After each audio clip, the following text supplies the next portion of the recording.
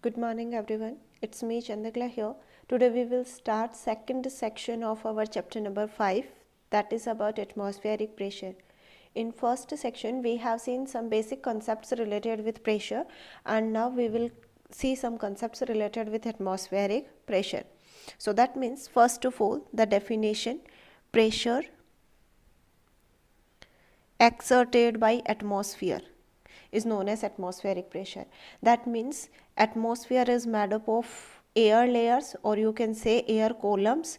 So the pressure exerted on the surface of the earth due to the columns of air or the layers of air or atmosphere is known as atmospheric pressure.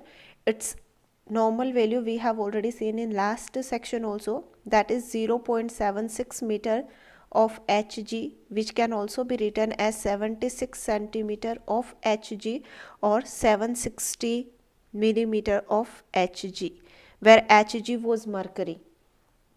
Okay, these two things we know. Next, one more thing given here is, since we are talking about pressure, so that means you will say that the thrust exerted on per unit area, that means the thrust or the perpendicular force exerted by the atmosphere or the air columns on the earth's surface or object on the earth's surface is known as pressure. So that means some amount of thrust is exerted on all the objects present on the earth as well as earth's surface. Therefore some amount of thrust and hence a pressure is always exerted on us also, but we do not feel it due to blood pressure. That means our blood pressure balances the external atmospheric pressure. First of all, one experiment has been given to prove that the atmosphere exert pressure, because we know that it's due to air and we cannot see air, right? We can just only feel air, and this atmospheric pressure we cannot feel because it is balanced by our blood pressure. So to prove this, one experiment has been given, and in experiment one cane has been taken, a thin cane, because if we will take the thickness, that then we cannot see the pressure. That means your atmospheric pressure won't be able to affect the cane. That's why we have taken a thin cane and we have kept some water, or we have filled some water in the cane. Okay, this is a air tight cape. That means if we will put this cape, after that the air cannot escape out from this cane as well as the air cannot enter into it. So right now this cape we have kept aside. This is open mouth cane right now, and some amount of water we are having here. If we will heat this water, then what will happen? The water will change into the water vapor. That means water present in the cane, it will reach to its boiling point and it will convert into water vapor, and we know that water vapor is gas, so it will acquire the whole space which will be available here. When the cane is filled with water vapor, we will put the airtight cape on the container. That means right now the situation is such that the vapor or the air from inside cannot move out, and the outside atmospheric air cannot move inward. Right now when we closed this cape, at that time it was full of water vapor. That means you can say air layers or air. So after that we will remove this heating device whatever we have used, and if we will put cold water on the cane, then this cane get deformed, first thing. And second thing is, this cane get deformed such that that means its deformation is inward. Inward means this was initial condition and now its walls has been moved inward. Okay, so this was the experiment and the observation, and our result is that the cane has deformed inward only. The reason is, when you closed the cape, at that time the internal pressure was equal to external pressure. External pressure was due to atmosphere, internal pressure was due to water vapor. So when you closed the cape, at that time at both places the pressure was equal. But now when you closed this cape and when you put cold water on the container, this water vapor condensed and changed into water back. Initially water was there, you heated and it converted into water vapor. Now when you have put some cold water, then this water vapor back get converted into water, because of which this space becomes vacant, and that means the pressure inside the container has been decreased. So inside the container the pressure is less, and this external pressure which was exerted from all the directions on this container is more, and this external pressure make the deformation inward. So that means this experiment proves that outside every object there is present some kind of pressure, and that pressure is known as atmospheric pressure. This is one experiment, and now some consequence has been given which is very important from exam point of view. So the first one given is shucking a drink with straw. Drink with a straw. That means you drink cold drinks. In your cold drinks, to drink the cold drinks we use a straw. Straw means a vacant pipe, a small thin pipe with the help of which we drink our cold drinks. That is known as straw. So that means here the concept is the working of the straw. When you will put this straw inside a bottle or container, whatever you, that means if you are having a Pepsi bottle, then you will put this straw inside this bottle, and then what will happen, you see when you will start shucking the drink, at that time first of all you know that this is a empty tube, plastic tube, so it will have some air inside it. So when you will start shucking, at that time this air will move inside your lungs. Now when the air has been moved, now this tube or your straw has become vacant. That means no air is present here. Now it is vacuum inside this. Now here in your cold drink, this cold drink has a particular pressure. Initially the pressure of cold drink was equal to this atmospheric pressure, but now you have removed this atmospheric pressure. So inside the straw the pressure has been decreased, whereas outside the pressure is still same. That means now this is higher pressure, this is lower pressure, and the drink starts moving from higher pressure to the lower pressure, and that is the reason the drink moves against the gravity also. This is our first example. Then our second example is filling a syringe with liquid. This all you have seen, syringe with liquid or medicine, whatever. So here the thing is, you all have seen the syringe. So in the structure of the syringe you have seen that actually the syringe has a pointed end, and here we have one kind of piston in it. This piston can be moved inward or outward. You all have seen the syringe in hospitals at least once. So that means the thing is, first of all this piston has moved up to here, and then the piston is moved in the upward direction. So inside the syringe vacant space has been created. Now again here the created space is vacuum. That means you have removed all the atmospheric pressure, and here outside this can be a liquid or this can be a medicine which we use. So in that condition, now this medicine or liquid will have a particular pressure, and here you have decreased the pressure. So the liquid or the medicine will move from higher pressure to lower pressure and fill in the syringe. This is second example. Third one is fountain pen. We all have seen the fountain pen, filling of fountain pen. That means how you will fill ink in the fountain pen. You know that you will take one ink pot in which ink will be there, and then you will have in your fountain pen you have a rubber tube inside the pen. This is the outer portion of the pen. When you will open it, then you will have a rubber tube inside the pen, and when you first press this rubber tube, then the air inside the press will be moved out. Again the same condition is there inside the tube. Now you have vacuum. That means there was initially some pressure, but now you have decreased this pressure. So when you will put this pen, nib of this pen inside the ink, now the condition is inside this rubber tube we have vacuum, and outside in the ink port we have a particular pressure, because all liquids will exert the pressure. So that means here we have some pressure, so the ink will move from higher pressure to lower pressure.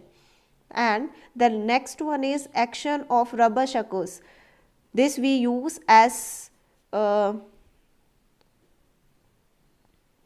hangers to hang something on the wall. Some small hangers are this, that means generally one hook we are having on it. It can be more than one also. So that's not our work is working of this rubber shuckers. So here the concept is actually inside this, that means the shape of these rubber shuckers here, when initially when we purchase a new this hanger, then we have here one what you call packing outside. This we have to remove, and then we have to apply a pressure on the wall. If this is the wall, then we have to remove this, and we have to apply a large pressure on this rubber shucker, and we have to press it against the wall. So what is going to happen, this you have already removed now, and now you have somewhat this kind of shape. When you will press it against the wall, then what will happen, first of all the air, because we have to press it with a high pressure, that means you can call it just as impulse, that means a very large pressure for a short interval of time. So in that duration, two works will take place. First thing, the air between the wall and the rubber shucker should be removed out. So here again we are creating the same condition, that means something, if this is your hanger, rubber shucker, and this is your wall, then here first of all we have to create vacuum.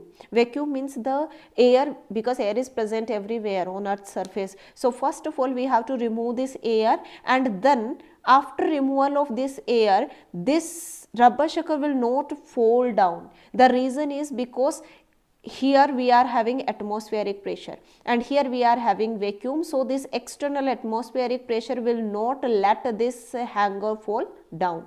So that is the working of a rubber.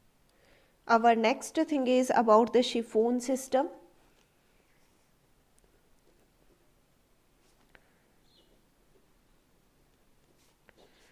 Chiffon system, that means if one water container is there, or any water body you can say, and if we are having one another container here, if we want to take the water from this container to this container, this container to this container with the help of a pipe, then we can use such type of pipe to put the water from one container to another container. Okay, this arrangement is known as chiffon system. So here the concept is, we know that same concept we have to do, we have to create a vacuum in this pipe, because from here to here the water will move automatically, that we know, that is due to gravity. But the problem is to bring the water up to here, that means this motion of water. So for doing that we have to create a vacuum in this full tube, because of which here the pressure has been decreased and here the water has a particular pressure. So the water will move from higher pressure to lower pressure, and then due to gravity it will fall in the another container. One simple thing. Next one is taking out oil from a sealed can.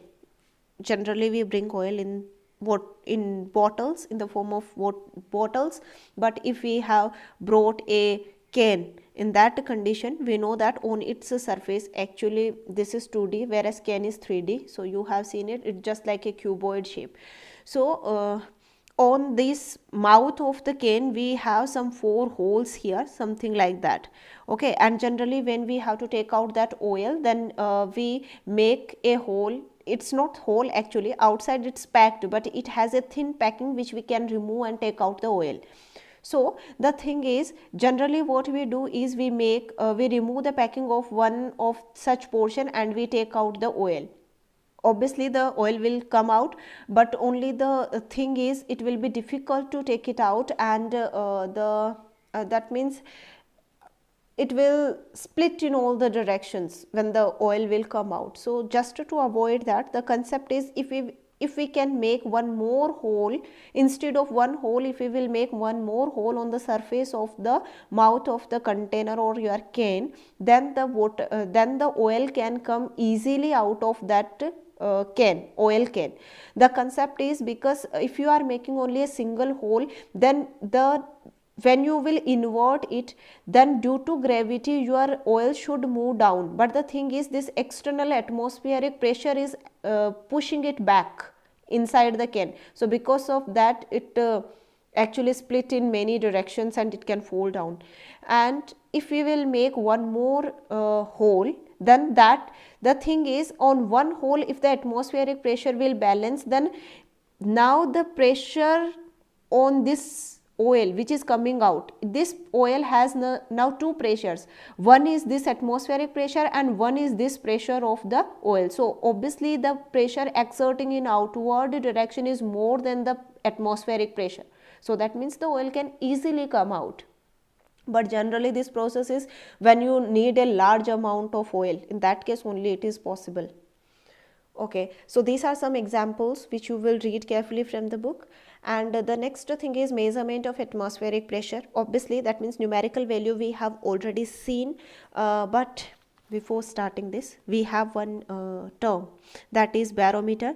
Barometer means actually one instrument which is used to measure atmospheric pressure. That means the atmospheric pressure is measured with the help of the barometer. Here three types of barometers are given. Actually they are not in our syllabus this year at least, but still just one little idea we must have about them. So here three types of barometers are given: simple barometer, 14 barometer and the aneroid. First of all we will discuss about simple barometer. That means initially when the barometer was formed. So we will take a container and we will fill mercury in it. We will take a long tube and the length of this tube is actually fixed, that is 1 meter, that is 100 centimeter, because for the standard value we will need at least 76 centimeter, and later the atmospheric pressure can increase or decrease. So accordingly we will need, so we have taken a tube of 100 centimeter length. One end of tube is closed and one end is opened, and the open end is dipped inside the mercury. Here we have filled mercury. We know that mercury is a metal, but still it will be in the liquid form. And here in this tube also we have filled mercury. Okay, here the thing is, one, at normal condition this mercury, this is a liquid, so it will have a particular pressure, and we will have here everywhere around this arrangement we have atmospheric pressure which is denoted by P naught. So in normal condition both these pressures balanced each other, and in balanced condition we have a reading of 76 centimeter. That means here up to 76 centimeter the mercury will be filled. The next thing is increase or decrease in the atmospheric pressure. So you see here, one, atmospheric pressure increases. When atmospheric pressure increases, you see this is open container. So as the atmospheric pressure will increase, then this pressure of the liquid will also increase, because here this is the pressure of liquid plus atmospheric pressure. So when the pressure will increase on the liquid of this container, then here we are having a particular pressure, and since it is closed, so it's not going to affect the pressure inside the tube. So inside the tube it is already at a particular pressure, and as here the pressure increases due to increase in the atmospheric pressure, the liquid will start moving from this container to the tube. Therefore the level of this mercury will increase further above 76 centimeter, that can be 77, 78, whatever. That means by looking at this level of the mercury, we can say that atmospheric pressure is increasing. Similarly, in the case of decrease of atmospheric pressure, pressure in this container will decrease. So the liquid will move in this condition, here the pressure has been decreased and now here the pressure is more. So the liquid will move from higher pressure to lower pressure. So the level of liquid in, or you can say mercury in the tube will decrease. That means less than 76 centimeter. That means this arrangement tells us about increase and decrease in the atmospheric pressure. But here we had many drawbacks. The first thing is we could not put a scale. We have to remember all the drawbacks. So first of all, we could not put here one scale because this was the open container, and here the level of the mercury, this level of the mercury in this container was continuously changing. So 0 mark of your scale will always not coincide with the top level of the liquid. Sometimes it will be inside the liquid, sometimes it will be outside the liquid, which creates variation in the reading. So that was one problem. Second problem, this container was actually one open container, so if any kind of impurities may fall down here, that will affect the reading. And if any liquid impurities has been fallen down, then those impurities will be converted into vapor and they will reach to this vacant space of your tube, and this pressure or vapor will exert a pressure on the liquid, which will change the reading of your barometer. So that was another problem. And likewise, that means we cannot consider it as an ideal reading, but at that time we did not have any other particular method, so it was used at that time. So such type of some drawbacks actually we are having here. Next thing, it's not portable because this is glass tube and container, we cannot take it from place to place. Okay, so the second barometer which was made was 14 barometer.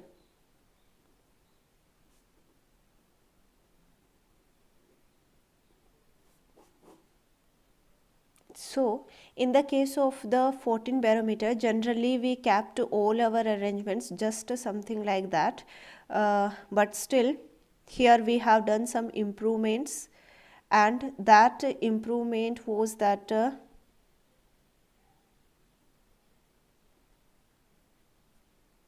it's not closed here, liquid can move from here to here and here to here, so something like that. But the first thing is they have closed this vessel so that there should not be any kind of impurities falling in it. And your scale, here you could not put the scale na, so here you have kept one scale calibrated in millimeter. Generally you can take it any meter according to the reading which you want.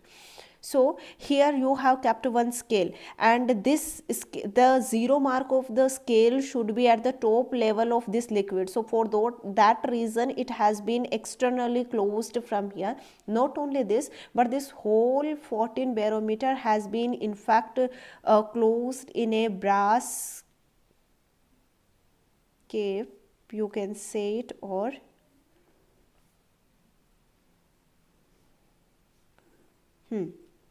in a brass metal cape it has been closed, so that the internal instruments and readings should not be affected by any external factor. Okay, so here we have actually one ivory point. Ivory point means just to fix the scale, 0 mark of the scale. Here we have two scale, one is the main scale and one is the vernier scale and main scale. Nothing for much, but just for accuracy, because in first chapter we have learnt that main scale gives a particular reading, but the problem is if sometimes the measurement falls in between two divisions. So to measure that we use vernier scale and screw gauge. So here also we have one vernier scale to give the accurate or calculate or observe, measure the accurate value of the pressure. Similarly here we have one thermometer. Actually thermometer don't have to do anything with the pressure, but it will give us the temperature. Here we have a slit made up of glass so that you can see the readings. That means because there will be not much variation at a particular place, you are performing experiment at a particular place, so there the variation is not that from 76 centimeter the atmospheric pressure has been fallen to 10 centimeter. It's not possible. So a small slit will be enough to note down the pressure. okay. And here we have one screw. This screw is actually used to adjust this 0 mark. That means this leather cape or your container in which you have filled the mercury, this can be moved in upward direction or downward direction with the help of this screw. So first of all we will adjust the level or this ivory point to the 0 mark of the main scale. So for that, if you have to knead this leather cape or container in upward direction or downward direction, that you can do with the help of the screw. This is actually the 14 barometer where we have tried to overcome the drawbacks which we were having in the simple barometer. Working is same in both the cases. Here obviously the accuracy will be much more than the previous case. Rest of the things we will see in the next class. Thank you.